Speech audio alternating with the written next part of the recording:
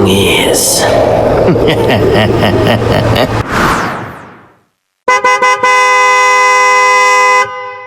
Kuya, pwede po bang makikiusog naman po ng konti kasi medyo masikip dito sa upuan. Mahaba pa yung biyahe natin pataas ng bundok. Doktor ka ba, iho? Kasi kanina ko pa napapansing may dala kang gamit na panggamot. At hindi ka taga rito. Kaya sinasabi ko na sa iyo ngayong mag-ingat ka kapag sumapit na ang gabi, ha, iho? Sir, huwag po kayong mag-alala. Sanay po ako sa emergency cases at wala pong dapat ikatakot sa mga kwentong tungkol sa kung ano-anong nilalang na sinasabi ng mga tao. Diyos ko naman, malaki na tayo. Hindi kwento ang tinutukoy ko. Dahil ang mga nilalang na nag-aanyong tao ay nakikihalubilo dito sa baryo. At kapag nagdidilim na ay saka lang sila naghahanap ng mahihina. Kaya makinig ka kung gusto mong makauwi pa, ha? Habang umaandar ang lumang bus sa gitna ng palayan at makapal na puno, naramdaman ko ang bigat ng mga salitang binitawan ng matanda. Hindi naman ako naniniwala sa mga ganun. Ako si Dr. Adrian Morales, bagong volunteer doctor na ipinadala sa San Esteban. Para sa akin, ang medisina ang sagot at hindi ang mga pamahiin na yan. Sir, maraming salamat po sa paalala, Manong. Pero mas mainam sigurong magpahinga kayo dahil mahaba pa ang biyahe natin at kailangan po ring maghanda sa pagdating ko sa klinika. Bahala ka, iho. Kapag may kumalos ko sa bubong mo, mamayang gabi ay huwag kang lalabas kahit ano pa man ang marinig mo. Ayos mo tayo dyan. Pagbaba ko ng bus, sinalubong ako ng malinis na hangin, amoy lupa at katahimikan na halos nakakailang. Malitang mga klinika, kahoy, may lumang kurtina at halatang hindi sanay tumanggap ng modernong kagamitan. Sa ilang oras ko pa lang doon, may kumatok na kumadrona, si Aling Doray. Doktor, magandang araw ho. Ako po yung tumutulong dito sa mga buntis. Pero gusto ko lang ipaalam sa inyo na karamihan sa mga tao rito ay una pa rin lumalapit sa albularyo bago dumiretso sa inyong mga doktor. Naintindihan ko naman po yun. Pero sana din po masanay sila na dito sila magpatingin para sa mas maayos na gamutan at hindi lang basta-basta mga dasalang. May dahilan kung bakit malakas ang tiwala nila sa mga albularyo, ihaw. Dahil ang mga batang babae na namana ang tungkulin ay magaling ding gumamot ng mga may lagnat, balinsawsaw, at kung ano-ano pang karamdamang hindi kayang gamutin ng mga doktor. Napakunot ang noo ko. Batang babae, albularyo. Diyos ko, hindi tugma sa lahat ng training na pinagdaanan ko. Pero ramdam ko rin ang curiosity. Paano po siya gumagamot kung hindi naman siya lisensyadong profesional, Aling Doray? Paano yun? Di yung mga halamang gamot, langis, dasal at orasyon. Minsan naman tawas. Pero kung tatanungin mo mga tao dito, sasabihin nila na mas mabilis pa siya kaysa sa ospital sa kabilang bayan. Binilit ko na lang tumawa. Gusto ko magtiwala sa siyensya, pero parang unti-unti kong nararamdaman na hindi magiging madali ang pamamalaki ko dito. May mga paniniwala sa San Esteban na hindi ko kayang baliwalain ng basta-basta. At habang inaayos ko mga gamit ko sa loob ng klinika, narinig kong bulong ng kumadrona bago siya umalis. Oy, doktor, gusto mong magtagal ka dito? Kailangan mong kilalanin Yung batang albularyo na sinasabi ko. Dahil siya ang mas tinatanggap ng mga tao dito kesa sa kahit nasaan pang diploma. At doon nagsimula ang unang pagdududa ko. Hindi sa siyensya, kundi sa sarili kong paniniwala na sapat na ang alam ko. Hindi ko pa siya nakikilala, pero alam kong ang albularyong ito ang magiging susi sa mundong hindi ko pa nauunawaan ngayon. At sa likod ng katahimikan ng bundok, may pakiramdam akong may kung anong nagmamasid. Parang may nag-aabang sa akin pagdating. Ano kaya yun? Kung gusto niyong gumaan ang pakiramdam niya, kailangan muna nating pahiran ng tiyan niya ng pinaglagaan ng bayabas at dahan-dahang iikot ang hilot para mailabas ang lamig na nagpapahirap sa paghinga niya. Sige po, Ma'am Miriam. Ikaw na ho ang bahala kasi ilang araw na siyang hindi gumiginhawa at wala na kaming ibang malapitan kundi ikaw lamang, Miriam. Paglapit ko sa maliit na kubo, naamoy ko kagad ang halong dahon, langis at usok mula sa insensong nakasabit sa gilid. Hindi ito lugar na inaasahan kong pasukin. Hindi ito klinika, mas parang santuaryo ng mga lumang paniniwala. At doon ko siya nakita. Excuse me po. Ako po si Dr. Adrian Morales at narinig ko pong may batang may mataas na lagnat dito. Kaya gusto ko pong tingnan kung kailangan natin siyang dalhin sa klinika pa ba. Hindi na po kailangang dalhin. Basta tama pong hilot at langis. Mamayang gabi po bababa na yung lagnat niya. Dahil alam ko kung ano ang dapat gawin sa gantong klase ng init ng katawan. Ma'am, with all due respect po, hindi po sapat ang hilot para sa ganitong kondisyon. Dahil dapat suriin natin kung may infection at baka kailangan niya ng antibiotics. Doktor, hindi lahat ng may lagnat inuubos agad ng gamot dahil minsan pagod, lamig o nausog lang ang dahilan. At kapag minasahe ng tama po at nalagyan ng tamang dahon, mas mabilis pang gumaling kaysa sa mga iniinom na gamot. Tinitigan ko ang kamay niyang marahan, ngunit may kumpiyansa. Hindi siya mukhang manghihilot na nakasanayan sa kwento. Bata pa siya, mga nasa 25 years old, pero ang galaw niya parang minana mula sa generation ng mga nakaraang manggagamot. Pero paano nyo nalaman kung simpleng lamig lang o malalang impeksyon ng sanhi? Simple lang yun, doktor. Tawas po, dok. Minsan, dinadama ko yung pulso at ang kulay ng balat. Dahil ang katawan, nagsasabi kung anong problema. At hindi naman ako basta-basta po nanguhula. Dahil tinuruan ako mula sa pagkabata ng nanay kong albularyo, kaya alam kong palatandaan ito. Hindi po kasi sapat yung tawas at pulso reading, lalo na kung may posibleng dehydration or bacterial infection na kailangan ng medical treatment. Di ba po? Alam ko rin naman kung kailan ako dapat umatras, dok.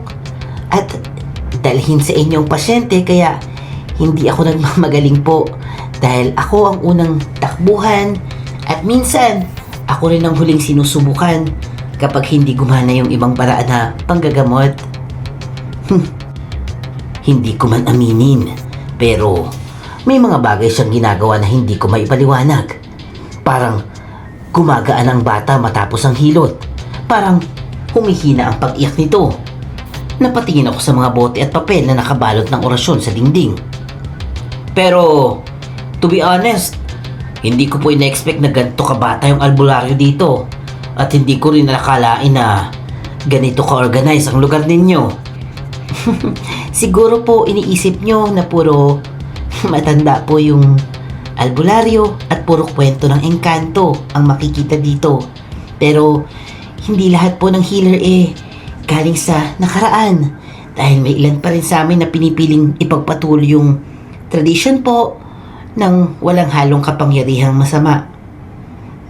Kapangyarihang masama? As in, sorcery po, ganun ba? Opo, Dok. May mga albularyong hindi natututong umiwas sa itim na dasal. Kaya minsan, sila din yung nagiging dahilan kung bakit natatakot ang mga tao sa kagaya ko. Pero, hindi ako ganun. Kasi, gumagamit ako ng dasal para po makapanggamot at hindi para sa kasamaan. At doon na nga nagsimula ang hindi inaasahang tensyon sa pagitan namin ni Miriam. Isang doktor na umaasa sa siyensya at isang albularyong naniniwala sa tradisyon. Pero sa likod ng pagtatalo, may kakaibang respeto naman sa amin. Hindi ko may tatangging mahal siya ng mga tao dito. At hindi ko may tatangging may kakaibang presensya siya. Kung ganun, gusto kong makita kung paano kayo mag-diagnose at magpagaling ng mas maintindihan ko kung paano talaga yung ginagawa nyo. Okay po. Welcome ka naman dito, Doc. Basta, handa kang makinig kahit hindi mo agad tanggap yung lahat ng makikita mo. Dahil, hindi po lahat ng sakit nasa libro at hindi lahat ng lunas ay nasa bote. Hindi ko pa alam nun. Pero, ang pagpasok ko sa munting kubong yun, ang unang hakbang sa mundong hindi ko lubos akalaing totoo. Isang mundong may mga nilalang na hindi tinuturuan sa medical school. Ay, Doktor! Nakita mo ba yung kalabaw ni Mang Lito? Kasi kaninang umagay, natagpuan namin na walang laman ang tiyan at parang may humila palabas ng laman ng loob. Diyos ko po, hindi man lang narinig ng mga tao sa paligid. Paano naman nangyari yun? Aling Rosa? Kung walang kumakahol na aso o sumisigaw na kapitbahay, parang imposible naman na may hayop na ganyang kalakas at ganyang katapang na hindi napapansin ng sino man. Ay, Doktor, hindi hayop ang gumagalaw doon. At alam ng lahat dito kung ano ang kaya lang gumawa niyan. Ay kaya, hindi mo kami masisisi kung bakit nag-iingay na ang buong baryo tungkol sa posibilidad na may aswang na naman dito sa paligid. Sa loob lamang ng 2 araw, parang nagbago ang hangin sa San Esteban.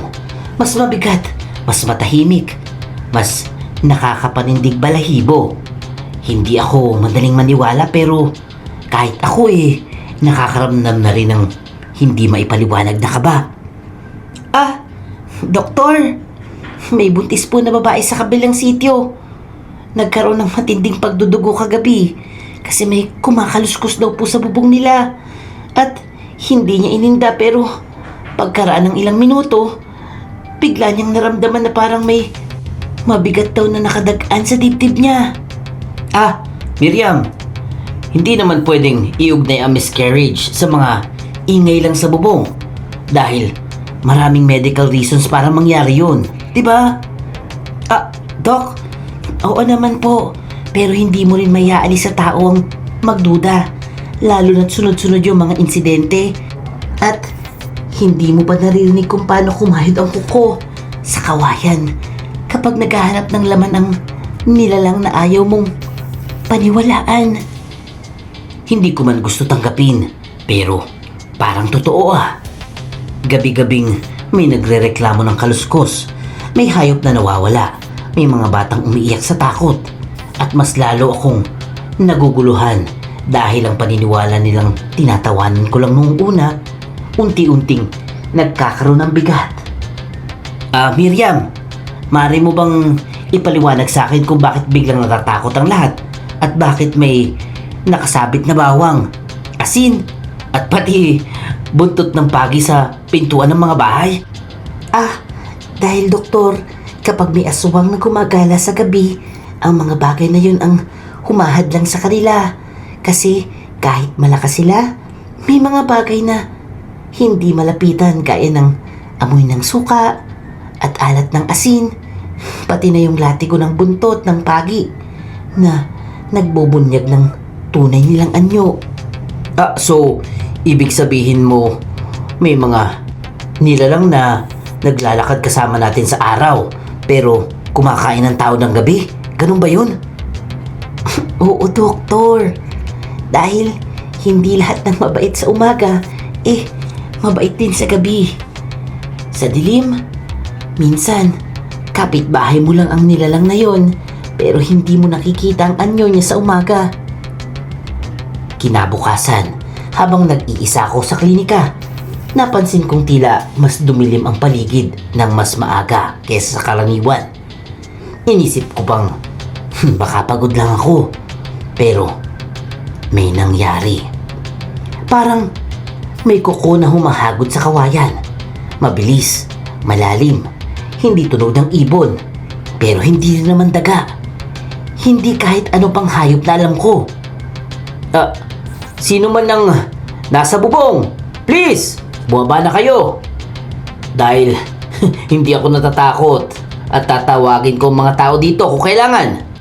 Pero tumuloy pa rin ang tunog. Nakakatakot.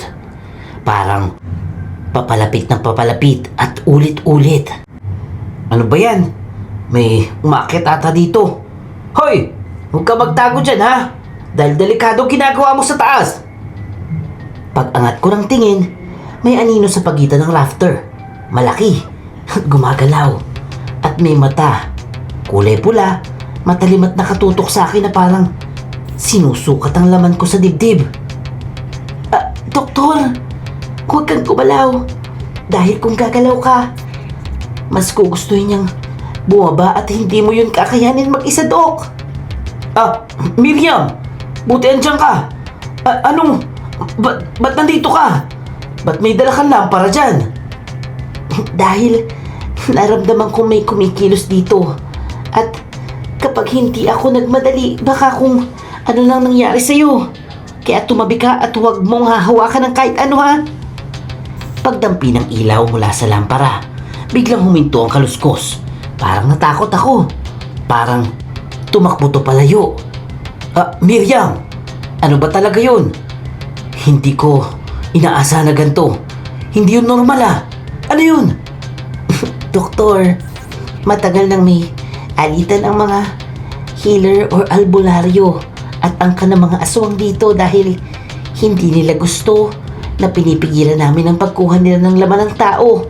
Kaya kapag may bagong dating sa baryo, sinusuri nila kung kaya nilang abalahin o pasukin yung taong yun. Ibig sabihin, ako yung target nila? Hindi lang ikaw ang target.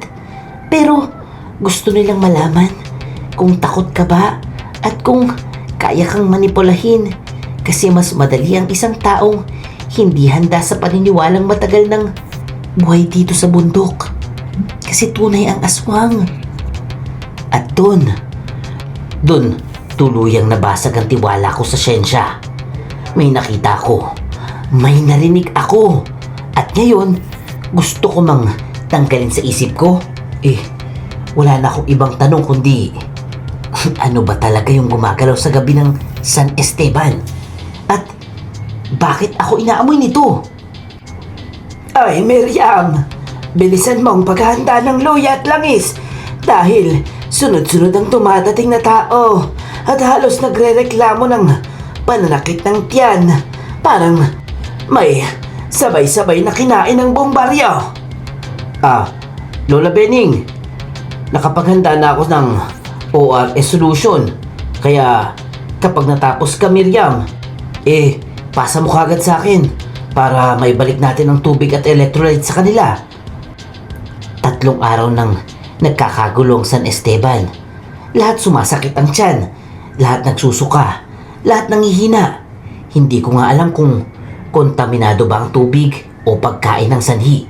Pero sa gitna ng kaguluhan, isang bagay lang ang malinaw. Mas kailangan namin ng isa't isa. Doktor, eto na po yung bagong batch ng luya. Kasi nakakatulong ito para mabawasan yung paninikip at minsan mabilis pang umiinit ang tiyan kumpara sa gamot na hindi agad dumaraan. Salamat Miriam ha. At kung pwede sana, ikaw muna yung magpahid sa mga nakakatanda. Kasi mas gamay mo ang tamang pressure ng hilot na kailangan nila, di ba? Sige po, Dok. Basta, tingnan mo din kung sino po yung dapat mong bigyan ng ORS para hindi lumala yung dehydration, lalo na yung mga batang nahihilo na po. Sa dami ng aming ginagawa, halos hindi na kami humihinga. Pero sa bawat pagtingin ko kay Miriam, nakayuko, nagpapahid ng langis, nagdarasal para gumaan ang pakiramdam ng mga may sakit. Napapaisip din ako, bakit nga ba siya? Bakit ganun ang presensya niya dito? Miriam, pwede ba kitang tanungin kung bakit parang alam mo agad kung anong nangyayari sa mga tao dito kahit hindi pa sila lumalapit? Kasi po, Doktor, lumaki talaga ako sa panahong ang sakit hindi agad dinadala sa ospital. Kaya kailangan marunong kayong umintindi sa katawan. Yung simpleng haplos o kulay ng balat na pinapakita sa akin ng nanay ko bago siya nawala. Nawala? As in, nawala yung nanay mo? Opo, Dok. Napatay siya ng isang aswang noon. Bata pa ako. Dahil pinaghahanap siya ng isang angka na gusto siyang pilitin na sumama sa kanila para gamitin ang kaalaman niya para sa masama. Pero lumaban siya at doon siya namatay. Hindi ko alam kung ano ba talaga mas mabigat. Ang lungkot sa boses niya o katotohanang hindi ko alam kung hanggang saan ang totoo sa mga sinasabi niya. Pero hindi ko nagawang hindi maniwala. Kaya pala ganun ka kagaling at ganun ka katapang. Pero paano ka lumaki kung wala ka ng nanay? Si Lola Benning po. Siya po yung nagpalaki sa akin at siya ang nagturo ng lahat ng pagka-albularyo na alam ko. Pero hindi niya ako hinahayaang gumamit ng sumpa o masamang dasal. Kasi sabi niya, kapag pumasok ako sa ganun, hindi na ako makakabalik. Kaya pala takot din ang mga tao sa'yo kahit mahal ka nila, no? Opo, Dok. Kasi kapag may alam kang dasal o orasyon, iniisip nila, baka kaya mo rin silang saktan. Kaya doble ang respeto at doble rin ang paglayo ng iba sa akin. Habang lumalalim ang gabi, tumigil ang pagdating ng mga bagong pasyente. Sa wakas, nakahinga kami. Niyaya ko siyang lumabas para kumuha ng bagong dahon at ugat sa likod ng klinik. Kailangan to para bukas. Doktor, sa dami ng araw na magkasama tayo, ngayon lang kita nakitang hindi pagod. Kahit alam ko naman na ang dami nating ginawa. Siguro dahil kasama kita At pakiramdam ko kasi hindi ako nag-iisa sa ginagawa ko dito. Huwag ka masyadong mabait sa akin, Dok. Dahil baka hindi magustuhan ng mga tao ang pagiging malapit mo sa albularyo. Miriam, di ko na nga rin alam yun, nasa isip ko Parang hinahanap-hanap ko yung presensya mo sa bawat araw na nandito ko. Natigilan siya sa sinabi ko. Hinawakan ng mga halamang bagong pitas at dahan-dahan siyang huminga bago magsalita. Doktor, hindi ako sigurado kung mabuti ba ako para sa'yo. Ang nararamdaman mo kasi hindi lang lahat ng tao naniniwala na malinis ang dugo ko. Ano ibig mo sabihin? May mga nagkakalat ng balita na may aswang blood daw po ako. Dahil galing ako sa angka na matagal nang may sigalot sa mga nilalang na yun.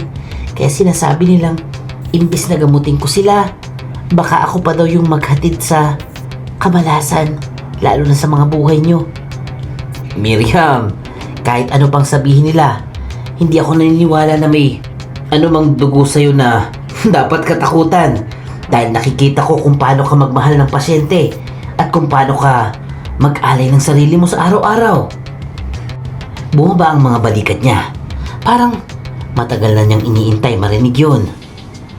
Kung ganun po, Dok, baka totoo ngang may nararamdaman din ako pero hindi ko alam kung dapat ko ba tong sundin. Miriam, ako na magsasabi. Gusto kita. Higit pa sa dapat. Higit pa sa kinaya kong harapin. Akala ko kaibigan lang eh. Pero parang mahal na kita.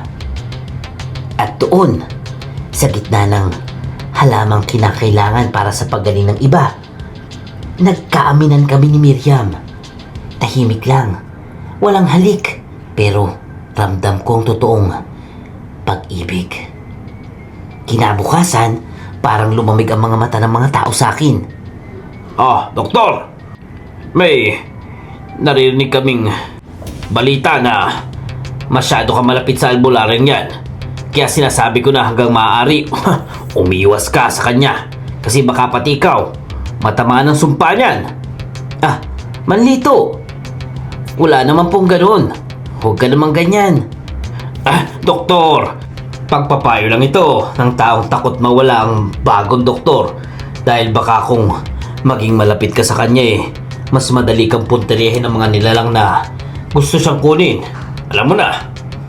At doon, nagsimula ang unang pagsubok. Hindi laban sa karamdaman, kundi laban sa takot ng mga tao. At takot na baka tama nga sila. Pero, paano ba ako lalayo sa taong kumpleto sa mundo ko?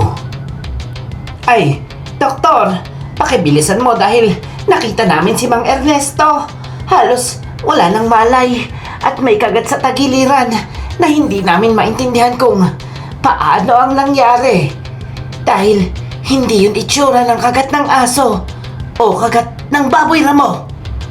Hindi ito marka ng kahit anong hayop. Sige po.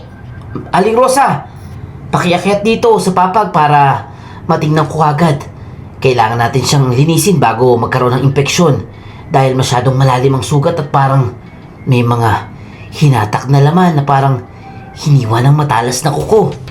Ano ba to? Pagtingin ko sa sugat, nanlamig ang bato ko. Hindi kagat ito ng hayop talaga. Hindi malaman kung pangil o kuko. At ang itsura nito, halos pareho sa nakita kong anino sa bubong nung isang gabi.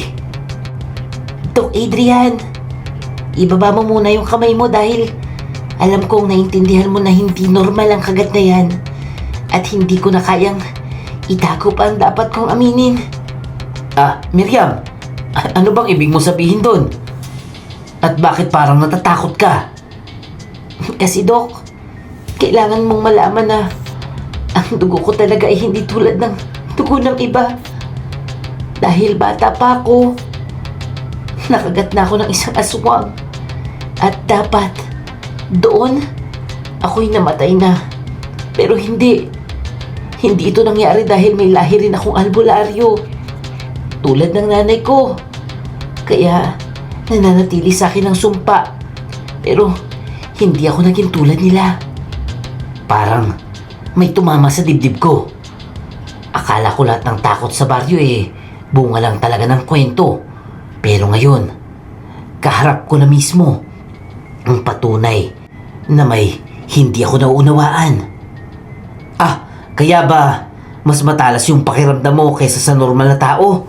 At kaya ba alam mo agad kapag may paparating na panganib? Tama ka, Doktor. Dahil pagkatapos kong makaligtas, nagbago yung pandama ko. Pero ginamit ko yun para hanapin ang mga nilalang na pumapatay ng tao. Dahil ayokong maging isa sa kanila. So, ibig mong sabihin, ang umatake kay Mang Ernesto, isa sa mga nilalang na yun? Oo, Dok. At sigurado akong si Mang Tibor ang pinuno nila. Dahil matagal niya akong sinusubukang pilitin na sumama sa kanila. At ngayon, na lumalapit ka sa akin, mas lalo niya akong gustong angkinin para lumakas ang kanila. Mang Tibor? Ang pangalan pa lang parang humaplos ng malamig sa hangin ang bato ko. Kung siya ang leader, bakit si Miriam ang hinahanap niya. Doc, Adrian, gusto kitang protektahan pero kailangan nating pumunta kay Lola Benning dahil siya lang ang makakatulong gumawa ng langis na kayang umusok kapag malapit na yung mga aswang. Kung yun ang kailangan eh. Tara, gagawin ko dahil hindi ko hahayaan na may ibang masaktan pa lalo na ikaw. Diba? Tara na! Pumunta kami kay Lola Benning. Sa loob ng kanyang kubo, amoy niyog at usok ng kandila ang bumabalot.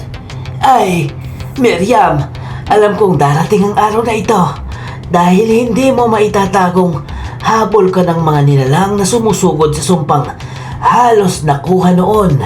Kaya kailangan nating pakuluan ang katas ng niyog ngayong gabi habang bilog ang buwan. Ano pong silbi ng langis na yun, Lola? Ay, Dr. Adrian, hindi ito tulad ng ordinaryong langis dahil kapag lumapit ang aswang, mag-iinit ito hanggang kumulo at minsay nagsisilbing panangga ang dasal na inilalagay ko habang kumukulo ito. Kaya hindi lang ito gamot, kundi babala. Habang kumukulo ang nyog, naririnig ko ang mga dasal na paulit-ulit na binibigkas ni Lola Benning. Hindi ko maintindihan ang salita pero ramdam ko yung bigat. Doktor, Adrian, kailangan din nating kumuha ng asin, suka, buntot ng pagi at mga bolo dahil hindi sapat ang langis sa pakikipaglaban. Kapag lumapit sila ng sabay-sabay talagang napakalakas nila. Sige, gagawin ko lahat. Lahat ng kailangan kunin natin kahit hindi ko maintindihan ang ibang bahagi ng ritual. Basta masiguro kung ligtas ka, Miriam. Salamat, Adrian, ha. Sana hindi mo pagsisihan dahil kapag pumasok ka na sa laban na ito, hindi ka na makakabalik sa dati mong paniniwala. Nag-empake kami. Asin sa bote, buntot pagi na may matigas na dulo, bolo na may kinang na parang ayaw kong gamitin. Pero kailangan. Habang ginagawa namin to, tumigil si Miriam. Tumingin sa akin at mabilis na huminga. Doc Adrian, hindi ko ginusto na madamay ka pero nararamdaman ko para sa'yo ang dahilan kung bakit hindi ko kayang lumayo. Kaya kahit takot ako, gusto kitang kasama. Miriam, hindi ko kailangan ng paliwanag. Dahil kung may laban tayo, haharapin ko yan. Kasama ka kahit anong mangyari. Miriam, mahal kita, alam mo yan. At doon ko natanto na ang medisina ay kayang magturo kung paano gamutin ang katawan. Pero hindi nito kayang ihanda ang puso sa mga nilalang na hindi kayang ipaliwanag ng siyensya. Hindi ako handa, pero para kay Miriam, lalaban ako. Doc Adrian, humanda ka na kasi nararamdaman ko na nagsisimula ng gumalaw ang mga nilalang sa paligid at wala tayong buwan. Ngayong gabi, kaya nilang lumabas. Mas nagiging malakas sila at mas mabilis kumilos sa dilim. Miriam, nandito ng mga tao at hawak na nilang asin, ang mga lampara at ang mga bolo. Kaya sabihin mo lang kung kailan dapat ilagay ang langis para hindi sila makalapit sa atin. Sa gabing walang buwan, parang nilamon ng itim ang buong San Esteban. Walang ihip ng hangin, walang kaluskos, walang kahit anong dapat marinig. Pero alam naming papalapit sila. Doktor, parang naamoy ko yung mabahong amoy, parang bulok na karne. Baho! Kaya siguro yan ang sinasabi ni Miriam eh. Yan ang hudyat na hindi na sila malayo. Tama ka, Mang Lito. Dahil kapag ganyang klaseng amoy ng unang dumating, ibig sabihin, nasa paligid na sila at naghihintay lang sa sandaling magkamali tayo. At mula nung dumilim, mga aninoy gumagalaw. Hindi tao yung mga yan. Hindi rin hayop. Walang hulma. puro anino na parang humahampas sa lupa. Miriam, yan na sila at papalapit ng papalapit. Lahat, maghanda. Ibabato natin ang asin at huwag kayong hihiwalay sa ilaw dahil mas gusto nila ang lugar na walang sinag. Nang sabay-sabay nilang ihagis ang asin at langis, nagtilian ang mga nilalang. Matatalas, mababa, kakaibang tunog ng galit at sakit. Tumalsik sila patras. Nag-aalab ang mga balat kung saan dumadampi ang mga asin. Doktor! Eto! Buntot ng pagi gamitin mo kapag may lumapit sa'yo. Dahil hindi nito kayang itagong tunay niyang anyo. Sige Mang Lito. At kung sino man ang lumapit sa akin, makikita niya kung anong kaya kong gawin. Isang anino ang mabilis na tumalon sa akin. Mabilis kaysa sa inaasahan ko. Kinampay ko ang buntot ng pagi at dumampi ito sa nilalang. Parang lumabas ang usok mula sa balat at biglang nagbago ang anyo nito. Hindi na anino, kundi isang tao. Isang lalaki. Galit. Nangangalit ang mga mata. Yan ang sinasabi ko, Dok. Kapag tinamaan sila, hindi nila kayang itago ang lamang tao nila. Kung ganun, mas lalo silang dapat harapin, ano? At sa gitna ng sigaw at kaluskos, may lumitaw na mas malaki, mas mabigat ang presensya. Yun na tingin ko si Mang Tibor, ang leader ng mga aswang. Miriam, halika, sumama ka sa amin. Dahil hindi ka nababagay sa mundong pinipilit mong protektahan. Dahil ang lahi mo ay sa dilim na babagay. Hindi ako sasama sa inyo kahit kailan, dahil hindi ko hayaang gamitin yung sumpang nasa dugo ko para sa pagpatay ng inosente. Sayang, sayang ka, Iha, dahil kung sasama ka sa amin, lalakas ang angka natin at hindi mo na kailangang itago ang tunay mong pagkatao. Tigilan mo siya, Mang Timor! Dahil hindi ka nararapat kahit lumapit lang sa kanya. At sino ka para pagsalita ako ng ganyan? Isang doktor na nangihimasok sa galaw ng dugo. Dugo naming matagal nang nabubuhay bago ka palang ipanganak. Mabilis niyang sinugot si Miriam. Inangat ko ang bolo ko at hinarang siya, pero nasapol niya ang braso ko. Matinding kirot, parang tinaga ng apoy. Aray! Miriam! Huwag kang lalapit sa kanya dahil hinahagad kanyang mukha. Dok, Adrian, umalis ka dyan. Dahil hindi ko hayaang ikaw masaktan dahil sa akin. Hindi ko siya sinunod. Kahit sugatan ako, hinabol ko pa rin si Mang Tibor. At sa pagkakataong nagkamali siyang lumapit ng masyadong malapit sa akin. Tinaga ko siya mula balikat pababa sa likod.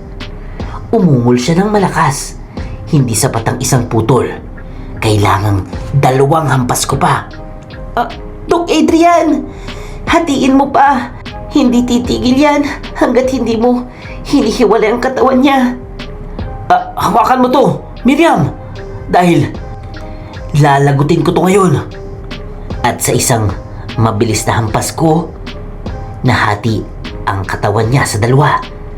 Ang lupa ay parang umuga sa lakas ng sigaw niya. Dali-dali naming inilibing ang 2 bahagi sa magkabilang lugar. Yun ang turo ni Lola Benning. Wala nang pagbangon. Miriam! Tapos na ba? Tapos na ba talaga? Oo, Adrian. Kasi kapag nahati at nahiwalay ang katawan nila, hindi na sila makakabalik pa. Unti-unting umatras ang natitirang mga nilalang, parang aso na pinagalitan. Tumakbo sila lahat papunta sa kagubatan at ang San Esteban muling nagkaroon ng katahimikan. Dok Adrian, sugatan ka. Dapat gamutin natin kaagad yan. Ano ka ba, Miriam? Buhay ka at ligtas ka Yun ang mahalaga, di ba? Niyakap ako ni Miriam sa gitna ng amoy ng langis, asin at dugo. At sa sandaling yun, naniwala ako. Akala ko, tapos na ang bangungot. Pero hindi ko alam na ang pinakamapait na laban, paparating pa lang. Oh, doktor! Salamat sa inyo ni Miriam ha. Dahil kung hindi kayo lumaban, siguradong wala nang matitira sa bahay dito sa Esteban. Kaya sana manatili kayo dito para mapangalagaan ng buong baryo. Gagawin namin ang makakaya namin, Mang Lito. At nagpapasalamat ako sa tiwalang binigay niyo sa amin. Kahit nagdududa kayo sa amin nung una. Lumipas ang mga araw na halos hindi na namin naramdaman ang takot. Bumalik ang ingay ng palengke. Bumalik ang tawanan ng mga bata. At unang pagkakataon, magkasama kaming tinawag na bayani ni Miriam. Adrian, iniisip ko na dapat natin ituloy ang plano ni Lola Benning na pagsamahin ng herbal clinic at saka modernong gamot para mas mabilis gumaling ang mga tao. Oo, Miriam. Tama yan. Gusto kong gawin natin yun habang magkasama tayo. Hindi lang bilang magka-partner sa trabaho. Siyempre, sana pati buhay din, ano? Dahil gusto kong isama ka pabalik ng Maynila kapag handa ka na. Natigilan siya. Matagal siyang tumingin sa akin. Parang sinusukat kung kaya ko ba talaga ang mundong kinalakihan niya. Adrian, hindi ko alam kung kaya kong lisanin ang bundok. Dahil dito ako lumaki, pero kung ikaw ang kasama ko, baka naman kayanin ko din. Miriam, gusto ko magkaroon tayo ng buhay na malaya. Yung walang takot at malayo sa panganib. Adrian, oo, pero sana sigurado kang handa ka sa kahit anong dadalhin ng kinabukasan natin. Hindi ko agad naintindihan kung bakit may lungkot sa boses niya. Pero unti-unti napansin ko yung kakaiba. Hindi ako nagugutom. Hindi ako natutulog na mahaba. At kapag sumisikat ang araw, parang tumitindi ang pagod ko. Miriam, ba't parang hindi ako nakakaramdam ng gana at bakit parang tuwing gabi parang mas lumalakas ang katawan ko. Pero pag umaga naman parang pinipilit ko lang gumalaw. Doktor, kailan nagsimula yan? Kasi hindi normal ang sinasabi mo at hindi rin yan ordinaryong stress pagkatapos ng laban natin. Dahan-dahan ko ngang tinanggal ang benda sa braso ko. Ang sugat, masyadong mabagal maghilom at tuwing gabi parang medyo umiinit to. Hindi ko rin alam pero bawat gabi parang may kumakalam sa loob ko na parang hindi gutom pero hindi rin uhaw. Adrian, tumingin ka nga sa akin saglit dahil kailangan ko makita yung mga mata mo. Nang tumingin ako sa mga mata niya, doon nagsimula ang kabusilakan ng takot. Sa mga mata niya, nakita kong sarili ko. Pero hindi normal. Baligtad. Parang hindi ako tao. Miriam! Ba't ganyan yung nakikita ko? Anong nangyayari sa akin? Adrian, huwag ka munang magpanik pero ang nakikita ko ay senyales ng sumpa. Dahil kapag ang imahe mo ay baliktad, ibig sabihin, hindi ka lubos na tao. At baka may bahagi sa'yo na nagising dahil sa galos na nakuha mo kay Mang Tibor. Parang nanlamig ang lahat ng dugo ko. Hindi ako makahinga. Hindi ako makagalaw. Ibig sabihin, Miriam, nagiging katulad ako sa iba? Hindi pa, doktor. Hindi pa tayo dapat sumuko. Dahil maaaring may paraan pa. Lalo na kung hindi pa lubos ang sumpang kumakain sa'yo. At kailangan kong hanapin ang gamot bago katuluyang mawala sa akin. Hinawakan niya ang kamay ko na parang ayaw kong pakawalan. Ramdam ko yung takot niya. Hindi dahil sa akin, pero para sa akin. Adrian, hindi kita iiwan. Dahil kahit ano mangyari, pipiliin kong hanapan ng lunas ang sumpa mo. Pero, kailangan mo ring lumaban sa sarili mo kung ayaw mong lamunin ka ng dilim. Pero, Miriam, natatakot ako dahil hindi ko alam ang hangganan ko. Kung paano ko ba ito pipigilan? Sa gabing yon, nang mag-isa ako sa pintuan ng klinika, may hangin na dumaan. At sa hangin, Diyos ko, may amoy. Amoy dugo, sariwa at matamis. At biglang, sumigaw ang loob kong hindi ko kilala. Hindi ko alam kung ako pa rin ba yun o sumpang dahan-dahang gumigising. Miriam! Kung hindi ako magtagumpay, huwag mo akong hayaan na maging tulad nila, ha? Hindi mangyayari yan, Adrian. Lalaban tayo hanggang dulo. Pareho tayo ng sitwasyon. Pero sa dilim ng gabi, sa amoy ng dugo na dala ng hangin, alam kong nagsisimula pa lang ang bangungot. At ang tanong na hindi ko kayang sagutin, lalaban ba ako? O magiging isa ba ako sa kanila? Wakas. At yan ang storya ng doktor na si Adrian at ng albularyong si Miriam. Ang takot na hindi pinapansin ay lumalaki sa dilim. Ang kasamaan na tinalo mo ngayon, maaaring bumangon sa loob mo bukas. At sa mundong hindi pantay ang liwanag at anino, tandaan mo, hindi lahat ng halimaw dumarating mula sa libas. Minsan, sila ang unti-unting nagigising sa loob mo mismo. At kung nagustuhan niyo ang ating story, please comment yes. At kung may real life stories kayo na nakakatakot at gustong i-feature sa ating channel, please comment your email. At syempre, huwag kalimutan mag-like, mag-share, mag-comment at mag-subscribe na kay Kuya Bangis.